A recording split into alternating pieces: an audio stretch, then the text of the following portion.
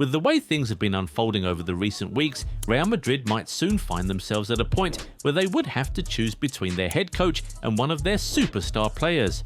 This has inspired us to look at a few times. Something like this has happened in football. These are 7 times a club has had to choose between the coach and a player. We'll start with the current Real Madrid situation.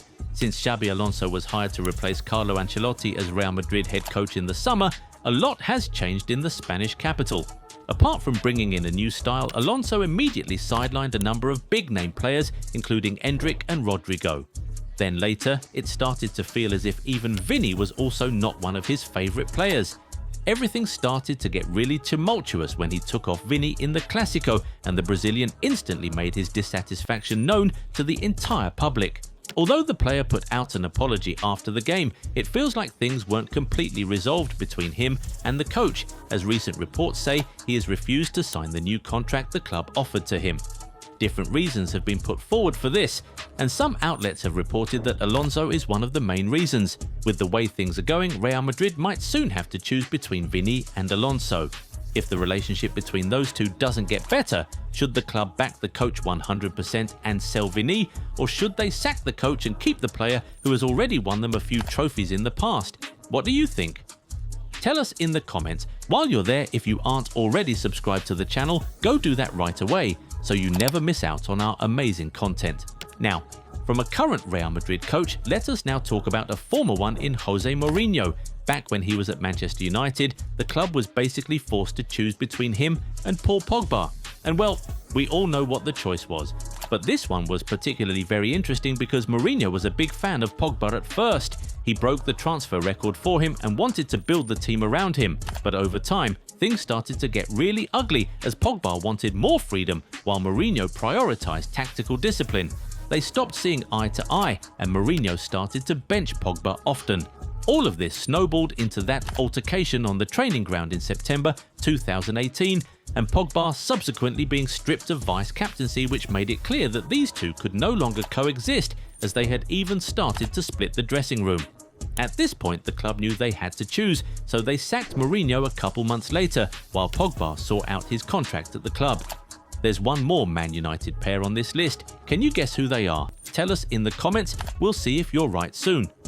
But now, let's go to international football and look at when Morocco had to choose between Hakim Ziyech and Vahid Halilhodžić. In 2021, Ziyech refused to play for Morocco because of an injury, but it seemed the coach did not buy that.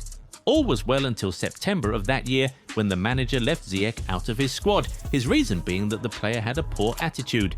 He publicly said that for the first time in his managerial career, he saw a player who didn't want to play for his national team and always claimed to be injured even though multiple tests showed he could play, and he just wouldn't tolerate it.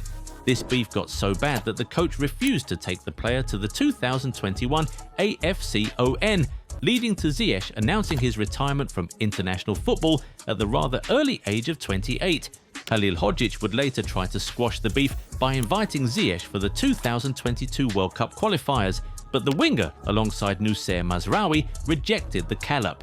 The Royal Moroccan Football Federation knew they now had to step in and choose between the player and the coach, so they did. They sacked the coach in August, just a few months before the 2022 World Cup, and replaced him with Walid Regragui. Well, that turned out to be the smartest decision, as Ziyech immediately came out of retirement and helped Morocco become the first African and Arab nation to reach the semi-finals of the World Cup. Now, you know who else retired from international football because of a coach? Robert Lewandowski. You see, in June 2025, after the end of the 2024-25 season, Lewandowski turned down the Poland call-up because, according to him, he was exhausted.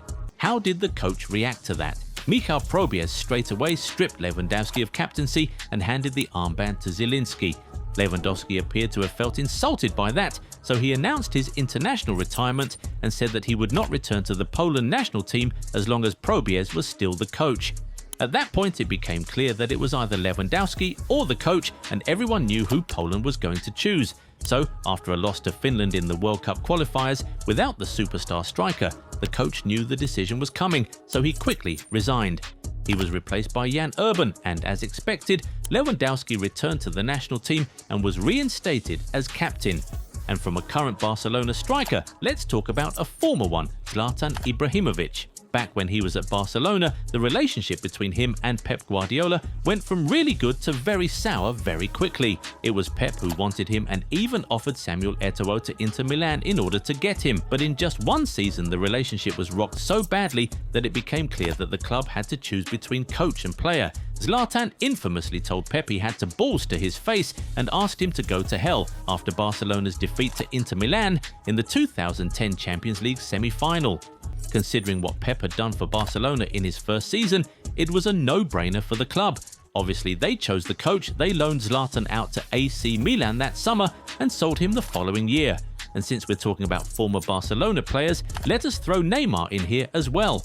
And we're throwing things all the way back to his first Santos stint, before he even moved to Europe. In 2010, during a league game, Dorival Jr., who was coach of Santos at the time, appointed another player to take a penalty, which Neymar won. The player wasn't happy about this, so he threw a fit, turning his back to the coach and arguing with the captain.